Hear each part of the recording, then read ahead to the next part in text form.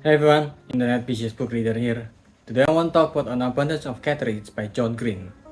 It's another one of those books that I found on a second-hand bookstore. I know that the author is one of the OG YouTubers that's been on the platform for a while. Their content never really got into my part of Southeast Asia, so I never saw their content except for John's recent open letter to Johnson & Johnson. Since I kinda know where the book came from, so I decided that it might be a good chance to give it a try. The books open up with the morning after noted child prodigy Colin Singleton graduated from high school and got dumped for the 19th time by a girl named Catherine. He took a bath. Colin had always preferred baths. One of his general policies in life was never to do anything standing up that could just as easily be done lying down. Which is quite a descriptive opening. We immediately know that the main character is named Colin Singleton, that he is a child prodigy, that he liked bath, that he's graduating from high school, that he was dumped for the 19th time just 8 years of her high school graduation by another Catherine, and lastly, we also knew that he does not like to make things harder when it can be done in an easier way. It's very exposition heavy, while it also set the tone to the story quite well, but it's definitely not a good sign for the writing, especially since one of the descriptions don't have anything to do with the story and character. But getting back to the story, because Colin is a child prodigy that has graduated high school, not knowing what to do next, and because he's now the ex of Catherine, he felt like a has-been, or in his own word, a former. Someone who used to have a lot of potential but no longer has them. Since he was feeling so down, in order to cheer him up, his friend Hassan came up with the idea of the two of them going on a road trip. During their trip, they stopped at a small city of Gatshot. Here they decided to visit the grave of Franz Ferdinand, the guy whose death triggered the events that led to World War I. In the museum, they met Lindsay, a girl who helped them stay at the city and even helped them get some temporary part-time jobs there. The story kinda goes back and forth between all the Catherines that dump Colin, and Colin stay in Gatshot as he gets closer to Lindsay while writing his dumper-dumpy theorem. Unfortunately, there are a lot of things that I don't like about the book. For one, the part where they go back and forth between the past and the present is not separated enough. Also, some part of the books feel like a combination of J.D. Salinger, The Catcher in the Rye, and John Kerouac's On the Road, but unfortunately, the combination falls like a bad fusion dance. The writing is a bit too young adult for me, which is fine for young adults, but for me it's a pace that I've outgrown for quite a while since I'm 38 now. I might like it better if I was reading them when I was 15 or younger, but reading a character saying in quote, puke, puke, aye, is not exactly the most convincing character writing. The characters are also very quirky in a way that young adults character tends to do. The words popular sphincter or speech killer was randomly used by the characters in the book. Also in what word high school graduates censor themselves and use fucker, but then doesn't mind using shit. I didn't even know such place existed before reading the book. So every time the character said fuck, fuck or fucker, it always took me out of the story.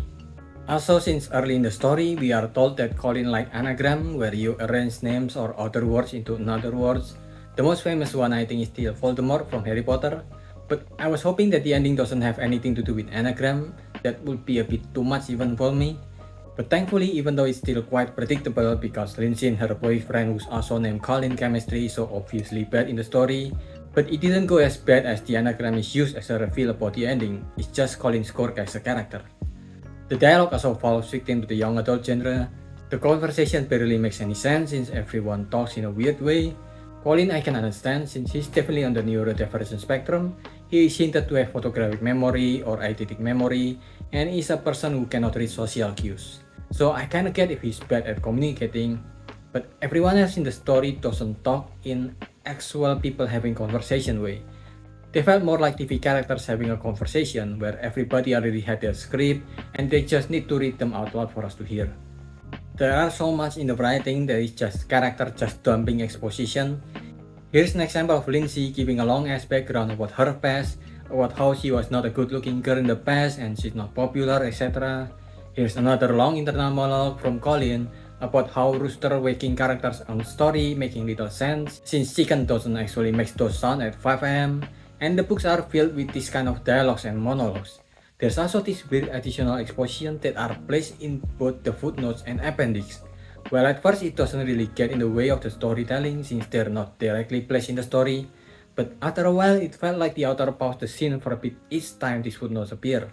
Then after getting me out of the story, he played the scene again as if he didn't just make the scene worse. It's such a weird thing to add since most of this doesn't really matter even if we didn't know them. They don't really add anything to the story or the characters. Like this one explaining that Colin is not good at recognizing plants. It doesn't really add anything to this character named Colin, and it doesn't have any importance to the story since it doesn't appear in the story again. Also, the text itself is already self-explanatory, so I don't know why it was explained further in the footnotes. Some of these footnotes are very lengthy, they can be so long that it extends into the next page. As I said, it's like the author paused the story to explain his joke and then continued the story again. It's like there are so much he's trying to tell, but not through the story. So instead of letting the story plays out and explain what he's trying to convey through the scenes, he's over-explaining them while the scene is playing instead, which makes the story stops and start like an old car. But it's not like everything is bad. I can see some things that can hook people. There are a few good chemistry between the characters despite the dialogue feeling like a turn-based battle. Colin and Hassan does feel like good friends, especially the display of Hassan's patience in dealing with Colin. I have a friend who also have difficulties in reading social cues, especially when he's younger, so I kinda get how patient Hassan had to be in his interaction with Colin. Colin and Lindsay also have a good chemistry between them. I do wish that Lindsay don't already have a boyfriend in the story, because having him also named Colin just to make a "you're my second Colin" joke kinda make the ending predictable. Especially because, as I mentioned previously, the other Colin and Lindsay don't have any chemistry at all. Lindsay also spent most of her screen time in the book with the main character Colin anyway, so there's almost no point in her already dating another Colin. I'm sure the author can use those additional time to flesh her out as a character in different ways that are more interesting, like her relationship with her mother and her city in ways that are not just exposition dump during dialogues. Too much scene with Colin and Hassan role-playing as other people just to prank them. It's some of the most young adult scenes in the book. They always felt so random, and there's too much plot armor and plot convenience during those scenes, because in real life some of these hijinks can easily get them into deeper problems. And I don't think both of them is the kind of characters that can pull those stunts, so I was hoping for less of these scenes, not more. Finally, at the end of the book, there's also the more fleshed out version of the Dumpy Dumper theorem that the author friends made for Colin to use in the book, this time complete with all the maths. Then it ends with a little Q&A section with the author explaining how he got the inspiration for the book, which I think is a nice addition for his fans. Overall, I think the author relied too heavily that the book is made for young adults that will let most of these weird mistakes slide. I think he also kinda used the book just to experiment how to tell a story, which makes sense since it's only his second book. Which again is fine, but if the vibes in my bird is not enough of an indication, it's not for me. Unless there's some indication that he's going to write a more mature story for a different age target, I might just have to skip his other works. I give this a 1.5. What do you think? Are you gonna read it? Did I miss anything? Leave your thoughts in the comment below and subscribe to the channel. That's about it.